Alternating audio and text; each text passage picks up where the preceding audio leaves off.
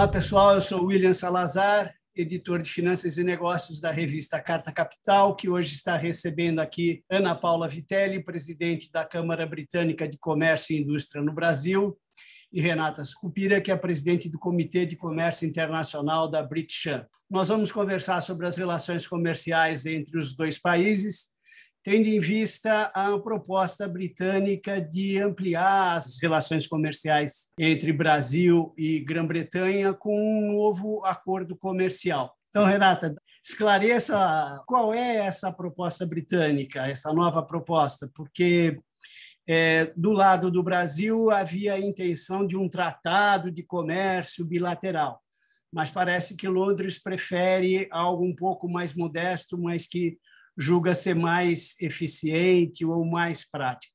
Você podia dar uma ideia para nós do que é que Londres está propondo, está pretendendo nesse momento? O Brexit, saindo da União Europeia, fez com que, na verdade, o Reino Unido passou a ter uma autonomia que ele não tinha fazendo parte da União Europeia. Então, essa intenção, como você diz, do Reino Unido de participar e de realmente fechar vários acordos comerciais, que eles estão se comprometendo. 80% do comércio internacional deles está focado em novas parcerias comerciais. Eles estão com muita sede dessas trocas, porque eles vão ter que procurar, inclusive, substitutos, né, para o que era fazendo parte da União Europeia, como isso iria acontecer. E uma das coisas que é muito importante, que acho que é na pauta do Reino Unido mesmo, 50%, por exemplo, dos alimentos, né, da parte deles, é importado. E aí a gente tem, se a gente for falar só em pauta para dar um exemplo, o Brasil sendo, o carro-chefe do Brasil sendo exatamente a exportação de grãos e de commodities, o agro, essa sinergia já está aí, já começa por aí, mas a sinergia é enorme, a complementariedade, então as conversas têm sido em ambos os lados de muita disposição para um acordo de livre comércio, mas para isso a gente tem as etapas iniciais, né? Então estão começando, iniciaram-se as negociações, elas estão caminhando com muita boa vontade de ambas as partes. O que a Câmara especificamente tem feito para fomentar esse aumento do comércio entre os dois países? Vocês têm um plano de ação, têm um cronograma para esse ano? Lembrando que esse é um ano atípico, né? É um ano de eleições, é um ano em que, inclusive, pelo que vem indicando as pesquisas, pode ser o último ano do governo Bolsonaro. Que planos vocês têm para este ano especificamente? Muito bem, Salazar. Bom, primeiro acho que um ponto importante a mencionar a você, Salazar, que essas conversas que, como a Renata mencionou, já vêm acontecendo, inclusive em diferentes grupos de trabalho que discutem as relações de comércio entre os dois países, e até em específico no ramo de agricultura, ela já acontece. E quando a gente fala de uma relação de comércio bilateral, nós estamos falando de ações de médio e longo prazo, né?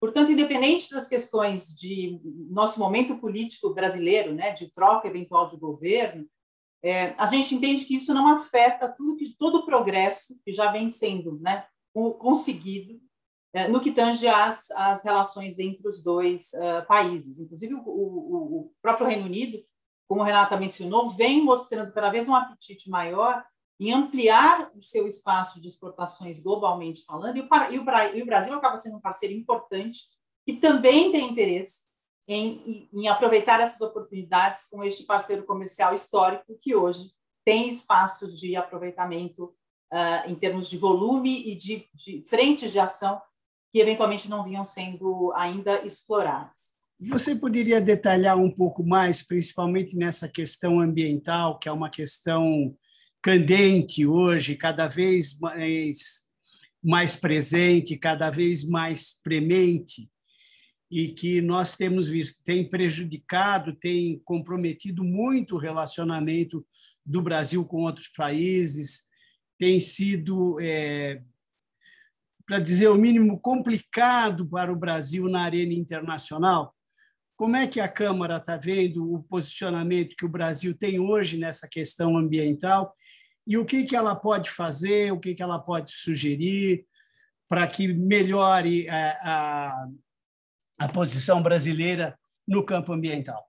Nós já vimos tratando de temas que se convergem muito para esta agenda bilateral, né? Então, temas, por exemplo, como transição energética, temas como as questões ambientais, temas como elementos relacionados à economia verde, a questão relacionada ao próprio setor de agronegócio, são temas que vêm sendo discutidos na Câmara. Então, a Câmara se envolveu muito com discussões entre empresas associadas e que tem se engajado muito fortemente nas questões sustentáveis, né, e de trabalhar com energia limpa, de trabalhar com espaços de sustentabilidade de negócios nessas discussões. A gente não tem uma tarefa fácil em nossas mãos. Mas a Câmara tem, então, olhado para, no momento que nós veiculamos, promovemos debates e damos visibilidade aqui a essas empresas que estão conosco e que têm adotado medidas de proteção ambiental, de investimento sustentável no que tange à questão ambiental, a gente entende esse é um papel importante da Câmara na melhoria, né, da imagem do Brasil lá fora. Mas eu também queria passar para a Renata, porque a gente conversava outro dia sobre essa temática, que envolve alguns elementos importantes também de como o Reino Unido tem olhado para essas questões no Brasil e como é que isso pode, eventualmente, ajudar, inclusive, a incrementar essa nossa relação, né, Brasil-Reino Unido. Renata, eu vou passar para você um pouquinho para fazer esse comentário. Por favor. Na verdade, até insistindo um pouquinho no que eu tomei assim, no início, a disposição é muito grande e específica em relação ao Brasil, no sentido da flexibilidade do olhar dessas negociações, porque a gente já sabe como isso funciona na União Europeia. Então, assim, existem essa questão, como a Ana Paula falou, a gente tem os membros da Câmara têm um compromisso, acho que isso é muito importante em todos os eventos que a gente faz na Câmara, os membros têm um comprometimento com essas pautas e com essas preocupações, né, que são tão caras e importantes aqui, que a gente está falando, inclusive, de meio ambiente. E a Câmara, nos eventos que faz e trazendo esses exemplos, eu acho que, como a Ana Paula falou, é uma tarefa árdua, mas é o nosso papel mostrar que essa preocupação, né? Porque você vai trazer investimento e aí os stakeholders, e o nosso papel é esse, assim, a iniciativa privada mostrando as consequências disso na prática, a sua própria dor ali, isso traz um efeito muito mais, acho muito mais eficaz, né? Sim, é o exemplo, você dá o exemplo, mostrar como está fazendo. Exemplo é a melhor coisa, né? Faça como eu faço, não é faça o que eu digo. Então, é por aí. Você poderia detalhar que tipo de questões tributárias, né, que envolvem esse possível novo acordo, essa tentativa de acordo?